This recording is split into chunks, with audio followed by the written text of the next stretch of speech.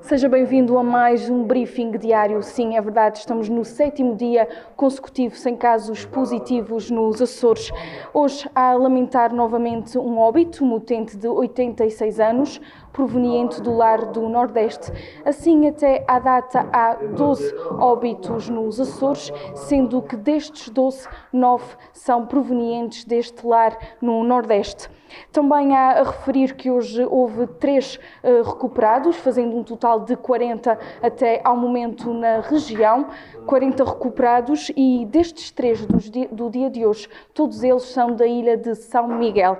Há então agora a registar 86 casos positivos. Dentro de momentos, Tiago Lopes atualizará toda a informação referente ao dia de hoje. Boa tarde, novamente a todos, desde ontem. Fazemos novo ponto de situação, como vem sendo habitual ao longo dos últimos dias, naquilo que concerne à evolução do surto pela Covid-19 aqui na região. Ontem terminámos o ponto de situação diário com 787 casos na região. Desses 787 casos, 235 tiveram resultado negativo e 552 aguardam por colheita ou resultado da análise laboratorial. Até às 0 horas de hoje deram entrada a 317 novos casos. Desses 317 novos casos, 101 tiveram resultado negativo e 216 aguardam por colheita da amostra biológica ou análise laboratorial. Em termos das vigilâncias ativas, ontem tínhamos 2.051 pessoas em vigilância ativa por parte das autoridades de saúde ao nível local e temos hoje 2.052, um diferencial de apenas uma pessoa, sendo que dessas 2.052, 658 encaminhadas através da linha de saúde Açores e 1.394 por intermédio das delegações de saúde. No que diz respeito aos internamentos, temos atualmente 30 utentes internados em unidades de saúde da região, um diferencial em baixa relativamente ao dia de ontem, pela infelicidade de registarmos hoje a ocorrência de 2 óbitos, a quem que lá está, às respectivas famílias também manifestamos os nossos sentidos pêsames. 2 óbitos, esses ocorridos no Hospital do Divino Espírito Santo, de uma utente do sexo feminino de 86 anos que se encontrava internada após encaminhamento há uns dias atrás da estrutura residencial para idosos do lar do Nordeste, da Santa Casa de Misericórdia do Nordeste, e de um utente que já tinha sido admitido no Hospital do Divino Espírito Santo, de 56 anos, do Concelho de Ponta Delgada, e que já estava internado e que no âmbito da cadeia de transmissão, um utente internado e que já estava com cuidados paliativos instituídos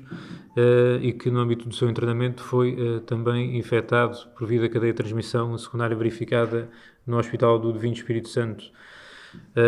Por esta via temos 13 utentes internados no Hospital do Divino Espírito Santo até o momento. No Hospital do Santo Espírito mantemos o mesmo registro, 4 utentes internados, com um deles em cuidados intensivos. No Hospital da Horta, um utente internado e os 12, como ontem, utentes internados no Centro de Saúde do Nordeste, na Enfermaria Covid, que foi criada para o efeito. Em contexto domiciliário temos 55 utentes, 2 na Ilha Terceira, 4 no Faial, 3 na Graciosa, 9 no Pico, 1 em São Jorge e 36 em São Miguel. Uma revisão aqui também em baixa do número de utentes em contexto domiciliário, nomeadamente na Ilha de São Miguel, por via do registro de 3 casos de recuperação de infecção pela Covid-19, neste caso concreto de um utente do sexo masculino de 28 anos do Concelho da Ribeira Grande, que é o primeiro caso de recuperação de um utente infectado, no caso concreto do Concelho da Ribeira Grande, e outros 2 um outro utente do sexo masculino de 40 anos do concelho de Ponta Delgada e uma utente de 29 anos do sexo feminino, também do concelho de Ponta Delgada, que haviam sido diagnosticados positivamente para infecção pela Covid-19 após cumprimento do seu período de quarentena em unidade hoteleira. Portanto, neste momento em Ponta Delgada temos um número de casos recuperados que ultrapassa o número de casos ativos, sendo que na região nós temos neste momento 40 casos de recuperação de infecção pela Covid-19, 26 deles registados na ilha de São Miguel, 8 na Terceira, 1 no Pico e 5 na ilha de São Jorge. Temos este acréscimo do número de óbitos, passam a ser 13 neste momento na região, todos eles registados na ilha de São Miguel, com uma média de idades de cerca de 84 anos e todos do sexo feminino. Por oposição, o número de recuperados, com uma média de idades de 39 anos, maioritariamente também do sexo feminino, com um tempo médio de recuperação destes casos recuperados de sensivelmente 21 dias. Assim sendo, temos atualmente na região 85 casos positivos ativos de infecção pela Covid-19, 61 deles registados na ilha de São Miguel, 3 na Terceira, 9 no Pico, 2 em São Jorge, 5 no Faial e 5 na Ilha Graciosa. E, portanto, fazendo um ponto de situação global desde o início do surto na região, temos até ao dia de hoje registados 7.223 casos, 6.317 deles tiveram resultado negativo, 768 aguardam, que é o somatório dos de ontem e dos até à meia-noite de hoje, a par dos 85 positivos ativos que eu referi ainda agora, e bem como os 40 recuperados e os 13 óbitos registados. Feito o ponto de situação, deixaria então agora aqui um espaço para poderem colocar questões.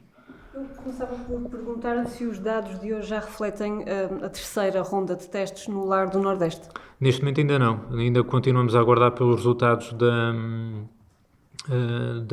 da terceira ronda de testes para despiste de infecção pela Covid-19, que foram realizados tanto a utentes como a funcionários do lar da Santa Casa Misericórdia Nordeste. Contamos tê-los durante o dia de hoje, mas ainda não se encontram refletidos nestes dados. Perguntar-lhe ainda, nós sabemos que no continente vai ser proibida a deslocação entre concelhos a partir do dia 1 de maio, portanto entre 1 de maio e 3 de maio. Nos Açores ainda não sabemos, ainda não foi dito nada sobre isso, mas perguntar-lhe se, do ponto de vista da Autoridade de Saúde Regional, se isso é uma medida que faz sentido também nos Açores. Temos que avaliar, ainda hoje de manhã tivemos uma reunião também com representantes e com responsáveis dos municípios da região, e estamos a avaliar essa situação. Tem que ser realizada de forma concertada e articulada e, como vocês devem compreender, nos últimos dias a evolução do surto tem sido mais favorável e, portanto, temos que atender a essa própria evolução, àquilo que são as nossas perspectivas e os cenários futuros num curto espaço de tempo, atendendo a tudo aquilo também que já foi comunicado naquilo que diz respeito à continuidade ou não continuidade do estado de emergência e das medidas mais restritivas que têm sido implementadas aqui na região. E, portanto, conforme também já tenho transmitido, a seu tempo iremos comunicar também de que forma é que poderão existir alterações nessas medidas. Perguntar-lhe, disse que já falou sobre este assunto 3 vezes no mínimo. Continua a haver discrepância entre os dados da DGS e os dados da Autoridade de Saúde Regional. Perguntar-lhe se já houve algum contacto com as autoridades nacionais para haver aqui um acerto de passos. Vou ser muito sincero, nós tentámos-lo em determinada altura, da parte da Direção-Geral da Saúde, houve esse esforço, foi um esforço conjunto de preenchimento diário de uma base de dados, de maneira que a informação fosse remetida atempadamente e não houvesse inconformidades nos dados registados, mas a partir de determinada altura Muito sinceramente, com o avolumar de trabalho que nós também tivemos, foi um processo que acabámos por descurar, muito sinceramente, e não temos enviado essa informação à Direção-Geral da Saúde, e vai ao encontro daquilo que já temos transmitido. Os dados que nós apresentamos são apresentados diariamente, são o mais fidedigno que pode ser e haver e comunicado da nossa parte, e são esses que devem ser tidos em consideração por todos aqueles que tenham interesse em acompanhar a evolução do surto aqui na região, seja a população em geral, seja os órgãos de comunicação social. Este diferencial, muito sinceramente, acho que não será de questionar. É uma situação que não foi, digamos que, devidamente conformada ao longo deste tempo, e agora nesta fase também penso que não será o mais importante agora neste momento. Sei que disse mesmo agora que a seu tempo irá anunciar o levantamento de medidas, mas nós já começamos a ver nas redes sociais algumas mensagens, alguns serviços a anunciarem a retoma na segunda-feira, cabeleireiros, clínicas. É legítimo estas pessoas estarem já a preparar a retoma da sua atividade? Efetivamente é uma situação que também temos vindo a acompanhar. Por várias vias vão-nos sendo comunicadas essas situações, e eu ainda ontem à noite, já a uma hora bastante adiantada, tive a oportunidade de entrar em contacto com os responsáveis das forças de segurança aqui na região, nomeadamente da Polícia de Segurança Pública, no sentido de estarmos concertados naquilo que foi já comunicado publicamente, nomeadamente por via de Sua Excelência, o Sr. Presidente da República, decorrente da reunião que foi realizada recentemente no IFARMED, e, portanto, para não existirem interpretações erróneas ou excessivas daquilo que foi comunicado. Estamos a fazer esse trabalho em conjunto, tal como temos vindo a fazer ao longo dos últimos dias e das últimas semanas, também com as forças de segurança, porque até vigorar o estado de emergência são eles responsáveis pela sua implementação e manutenção, e estamos a fazer esse trabalho em conjunto. Portanto, essas situações que vão sendo detectadas, vamos corrigindo pontualmente, no sentido de melhor elucidar e esclarecer os diferentes responsáveis também ao nível do comércio local e da própria população em geral, sobre aquilo que irá ocorrer agora ao longo dos próximos dias. Havendo ainda essa incerteza sobre aquilo que irá ocorrer ao longo dos próximos dias, como eu disse, porque estamos a fazer essa avaliação, e a seu tempo iremos comunicar de que forma é que irão ocorrer essas alterações, mas para que não existam aqui, digamos que, avanços e recuos e situações desconformes, estamos a fazer essa articulação também com as forças de segurança. Quando é que prevêem que possa ser anunciado essa... Eu compreendo que existe alguma ansiedade, efetivamente, da parte da população e de todos nós, de sabermos quando é que nos irá ser dada a ordem de soltura, digamos assim, das medidas de confinamento que têm sido implementadas nos últimos tempos. Mas é importante novamente relembrar isso. Apesar de todas as medidas que têm vindo a ser implementadas e que possam ser aliviadas ao longo dos próximos dias, devemos ter isso em atenção, fazê-lo com a devida, cautela, porque o surto não se pode dizer de forma perentória que está controlado. Temos que manter na mesma aquelas medidas de precaução básicas e de prevenção básicas que nós temos vindo de forma insistente a transmitir, e iremos comunicar esse possível alívio ou não das medidas implementadas nas últimas semanas, dentro do mais curto espaço de tempo, compreendendo que lá está toda a ansiedade e o desejo da população de saber quando é que poderão retomar, volto a dizer, não a normalidade das suas e de todas as nossas vidas, porque irá ser uma normalidade completamente diferente daquela que conhecemos há umas semanas atrás, mas com, digamos, um maior conforto daquilo que se poderá ser a livre circulação entre todos nós. A TAP também anunciou que a partir do dia 15 de maio vai voltar a voar diariamente para os Açores. Pensando aqui só na saúde dos açorianos, pergunto-lhe se a Autoridade de Saúde Regional considera esta uma decisão precipitada ou não. É uma decisão que vem no seguimento da própria avaliação que a companhia aérea, que os responsáveis, nomeadamente em território continental, e todos nós estamos a fazer e a acompanhar, e não tendo da nossa parte tutela direta sobre aquilo que são as decisões tomadas naquilo que concerne a esse assunto em particular.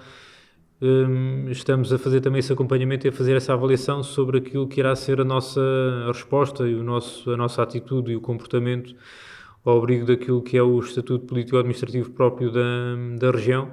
para melhor lidarmos com essa nova realidade e com essa normalidade, ou regresso à normalidade, como eu estava a dizer. Importa dar novamente nota disso, que este dito regresso à normalidade vai exigir de todos nós, digamos que um novo contrato social com todos, porque todas estas medidas de distanciamento físico, de etiqueta respiratória, de lavagem frequente das mãos, utilização das máscaras de uso comunitário ou de uso social, nos ambientes mais fechados, com maior circulação de pessoas e presença de um número significativo de pessoas,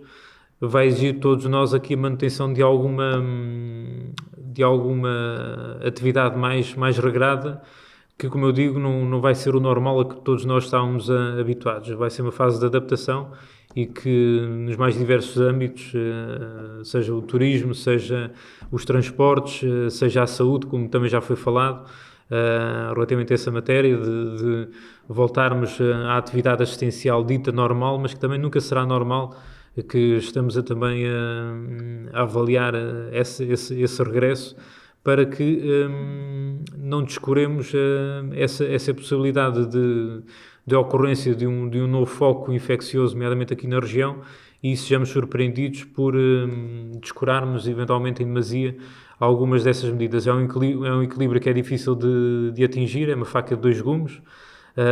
O próprio Sr. Primeiro-Ministro também já teve a oportunidade de referir isso, de que poderá haver avanços, poderá haver recuos, poderemos dar 2 passos em frente e 2 ou 3 atrás,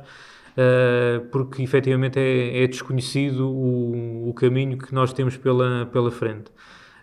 E por isso é que eu volto a dizer, é um caminho que nós temos que trilhar em conjunto, de forma mais concertada e articulada possível, respeitando todas as divergências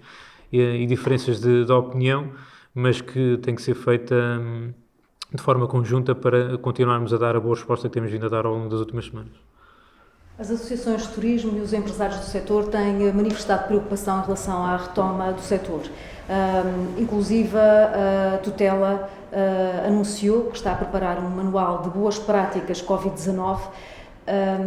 A questão é, que medidas concretas é que, na sua ótica, devem constar neste manual? É um trabalho que nós também estamos a fazer.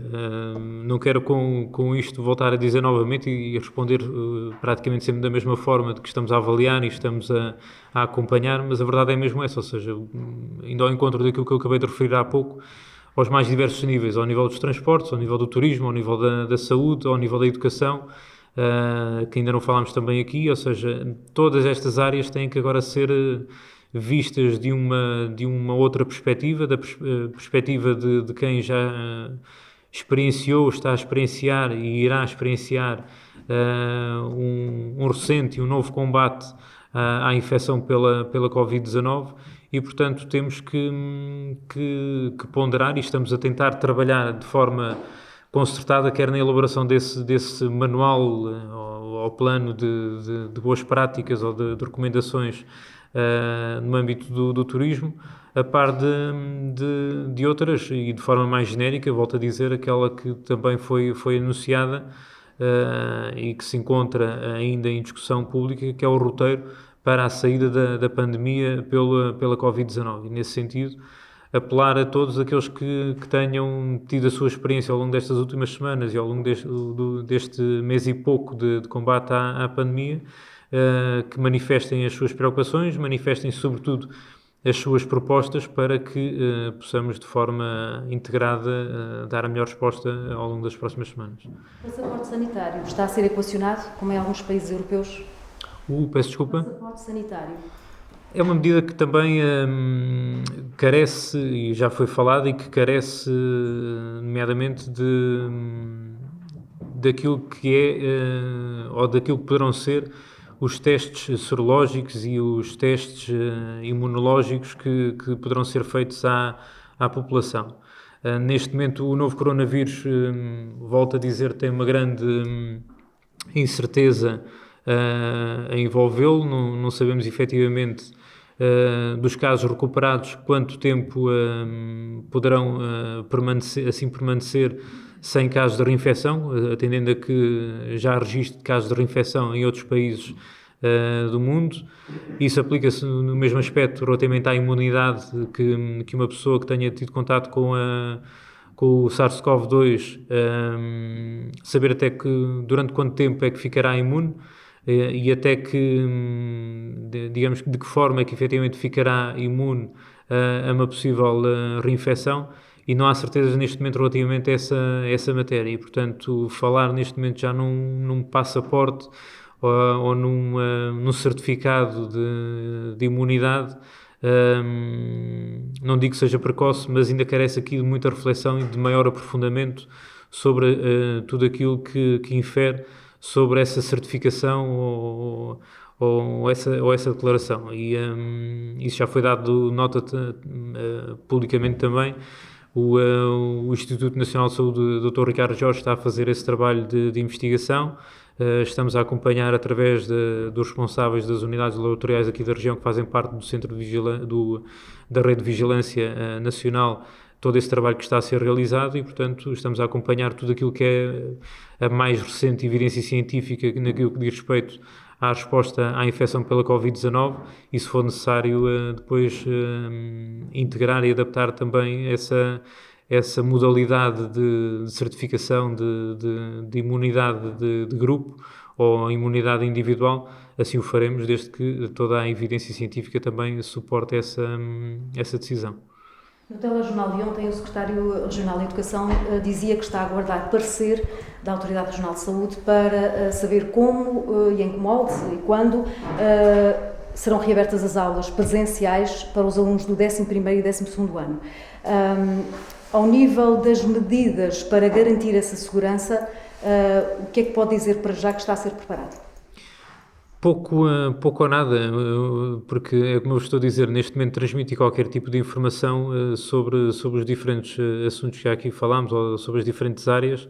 educação, transportes, saúde, turismo, é ainda precoce neste momento atual, no dia de hoje e às horas que vivemos, porque ainda estamos a fazer essa avaliação. Ainda há pouco colocaram também essa questão relativamente àquilo que irão ser os resultados